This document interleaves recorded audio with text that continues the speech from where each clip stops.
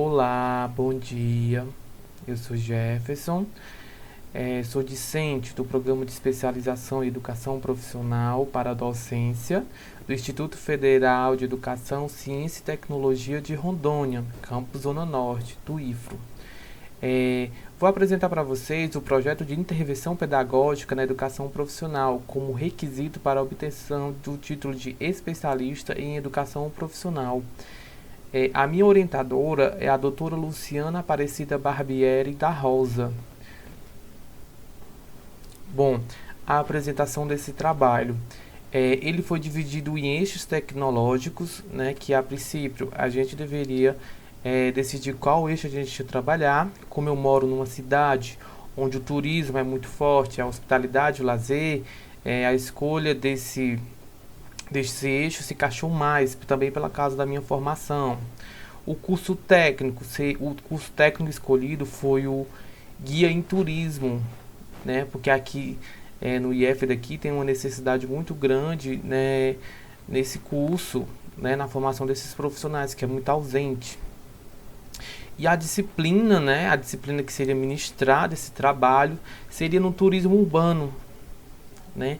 A gente sabe que existe a diferença entre o turismo urbano e o turismo natural, né, que estaria atrelado à natureza e tudo mais. Enquanto o turismo urbano está atrelado ao espaço da cidade e tudo mais.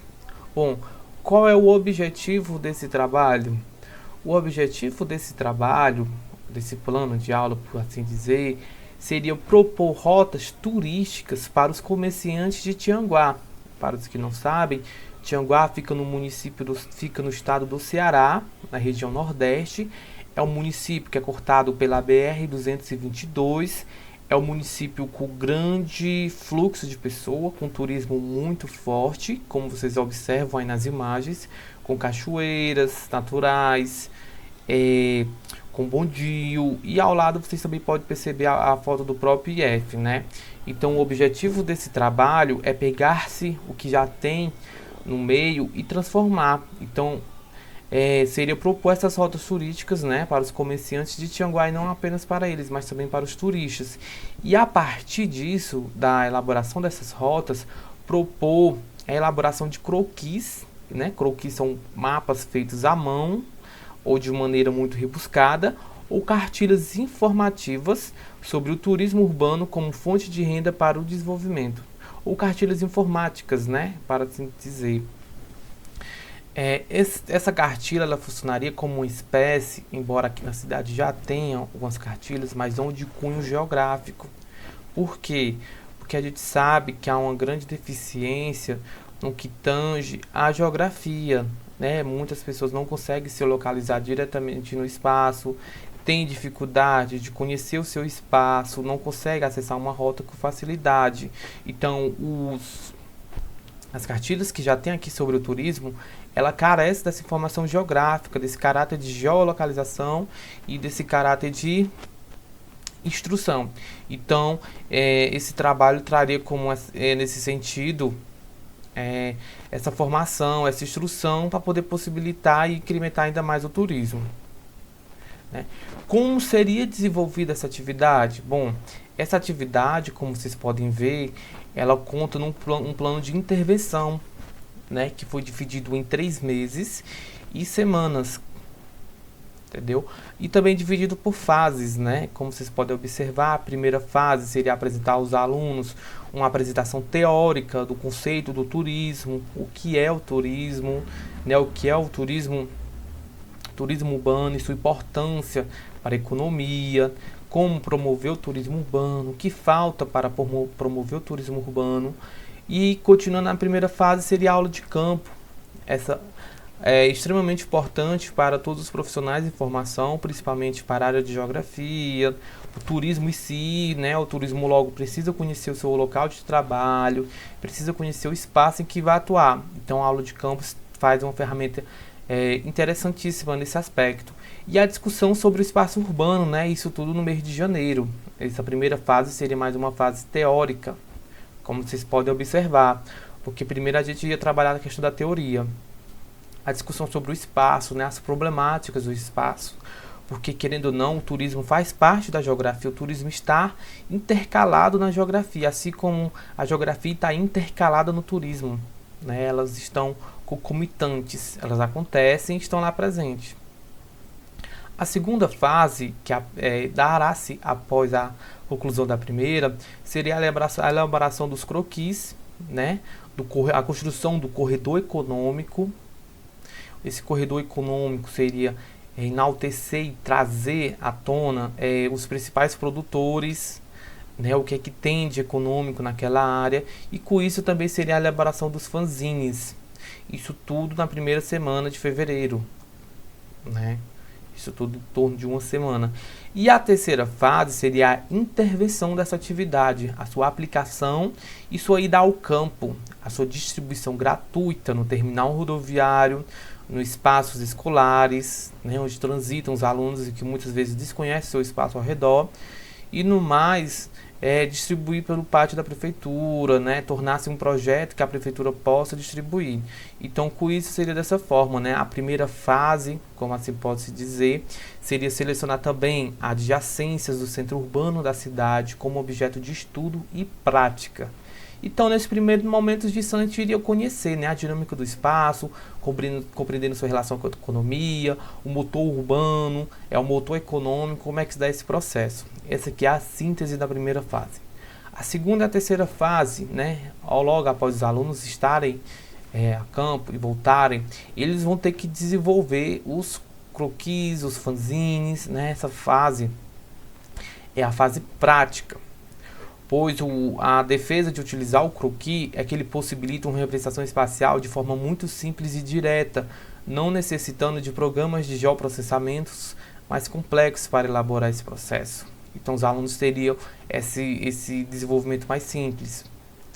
E a terceira fase, né, seria constituída pela intervenção nos arredores do campus e da cidade, considerando que aqui tem um Instituto Federal. Então, esse desenvolvimento da atividade daria dessa forma, né, na primeira e segunda fase desse sentido. E o material, né, seria de grande quantidade, né, também seria colocado em pontos estratégicos da cidade, aquele que o movimento da pessoa é muito grande, como já citado anteriormente, a rodoviária, o campus do IF e outras faculdades particulares que tem aqui. Então esse basicamente seria o desenvolvimento da atividade junto com aquele já colocado anteriormente. E quais seriam os recursos necessários para o desenvolvimento dessa atividade? A gente deve considerar que para desenvolver essa atividade a gente tem que pensar em recursos que sejam alcançáveis, recursos que estejam com uma possibilidade maior de se adquirir, como no caso os artigos sobre o fanzine, que a gente poderia conseguir qualquer base de dados, né, como Cielo, Google Acadêmico, o próprio banco da CAPES. Então, isso aí seria um material didático imaterial. Segundo, papel, folha A4, cola de isopor, giz de cera, lápis para colorir, papéis coloridos, folha A4, mas considerando que aquele papel supracitado, ele pode ser papel de jornal, qualquer tipo de papel. O importante é a criatividade. Tesouras sem pontas, livros, revistas e jornais. Pronto. Esse seria o material utilizado para produzir essa atividade. E os equipamentos e instrumentos que seriam utilizados? Apenas o smartphone, né? A gente coloca nesse sentido. E os outros recursos necessários também, né? Aqui no sentido de recurso necessário, ali foi o recurso material e aqui é o recurso profissional, né? Porque aqui o aplicador da atividade teria que desenvolver esses aspectos, que no caso seria a preparação do ambiente, né? Porque aqui seria desenvolvido, inicialmente seria apresentada à turma essa problemática, né? E como seria dividida essa turma? Ela seria dividida em mesas em formatos de círculo. E também o professor iria dividir em grupos, mas só que seria no formato mais oval.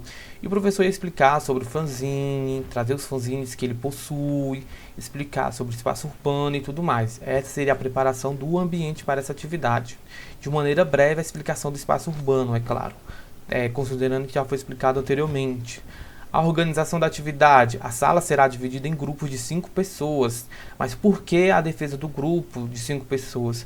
A gente considera que quanto mais diverso, melhor será o resultado. pois se tem pessoas pensando diferente, com um grupo de 5 pessoas, elas conseguem desenvolver um produto com um olhar diferente da outra pessoa. Então pode contribuir de maneira mais direta, né, nesse sentido da atividade. E pensando nisso, né, então cada grupo também trabalhará com uma rua específica. Nem todo mundo trabalhará a mesma rua, porque aqui a gente dividiu em ruas, considerando o perímetro urbano do bairro do centro, que no caso seria o centro, ok? E a forma de avaliação, né? Como seria avaliado esses alunos? Esses alunos, ele seria pautado numa avaliação qualitativa, considerando um aspecto de formação, a qualidade do produto, a qualidade do conteúdo, a qualidade que eles prezam em adquirir aquele conhecimento na relação aluno-professor. Então seria pautado nesse aspecto, além de promover o pensamento crítico, a iniciativa, os princípios também de igualdade, de solidariedade, de comunhão.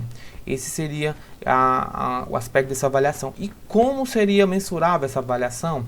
Bom, a gente colocaria ele em graus, né? Considerando que é uma atividade, um processo avaliativo, ele tem diferentes formas. A gente optou por cores e não por números também. Tem essa questão de insuficiente, suficiente ou acima das expectativas.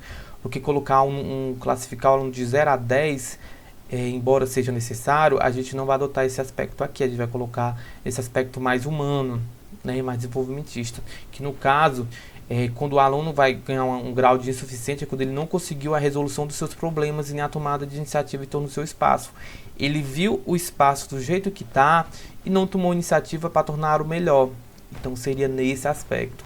O desenvolvimento da criticidade e alteração da realidade.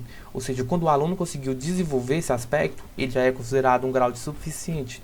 Ele conseguiu perceber que ali tem um problema e que precisa de uma intervenção. E acima das expectativas, quando a capacidade de interpretação da realidade com os alunos, eles fazem a relação com os conteúdos vistos em sala de aula, né? Então eles conseguem fazer esse link e trazer um aspecto mais científico, não que os outros não tenham. Então, embaixo vocês conseguem ver que os aspectos estão divididos em 3, insuficiente, suficiente e acima da expectativa. E cada aspecto ele ia marcar sim ou não. E do lado é comentar comentários, que no caso seriam sugestões para tornar o processo melhor, o que é que o aluno poderia ter pensado para aquela rua, o que é que o aluno poderia ter tomado de iniciativa, né, em conjunto com os colegas e tudo mais. E o que é que a gente espera de resultado, né, na aplicação dessa atividade? A gente espera que os discentes eles consigam observar o espaço urbano e pensar que o turismo ele não ocorre de forma exclusivamente em parques temáticos ou parques específicos, chalés, dentre outros ambientes que são categoricamente denominados de pontos turísticos. Ou seja, a gente espera que o aluno consiga desenvolver o pensamento de que o turismo ele não é só aquele parque de diversão, não é aquele local que a prefeitura, ou que um órgão público, ou que um órgão privado, né, ou que a iniciativa privada declarou que é turismo. O turismo ele vai além disso, tem as suas rotas e tudo mais. O aluno precisa chegar além desse aspecto e também suas problemáticas. Então a gente espera que o discente consiga pensar e desenvolver estratégias a partir de um novo tipo de turismo, que no caso é o turismo urbano. E com isso que eles possam conseguir, na verdade, desenvolver e pensar soluções para o seu local, né? Não pensando fora dele. Então, no mais, a gente espera que os alunos consigam esses resultados. No mais é isso, eu agradeço a atenção de vocês, obrigado.